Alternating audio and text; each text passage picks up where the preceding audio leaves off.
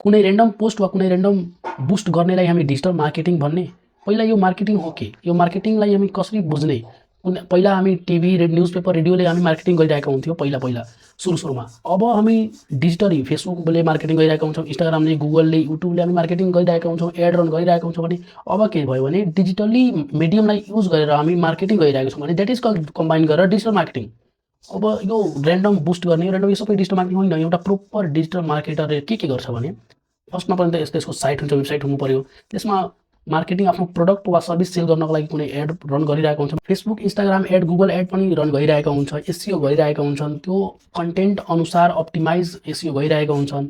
त्यसपछि इमेललाई अटोमेसनमा लाग्छ, इमेललाई एनालाइज गर्छ, त्यसलाई इमेल मार्केटिङ पनि गर्छ। यो सबै कुरा थुप्रै कुरा मिलेर एउटा डिजिटल मिडियम सबै कुरा मिलेर एउटा समेटेर एउटा डिजिटल मार्केटरले सबै कुरा गर्छ।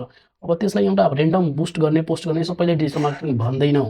डिजिटल मार्केटिङ भन्नाले के हो भने कुरा क्लियर भइसकेको होला। Thank you.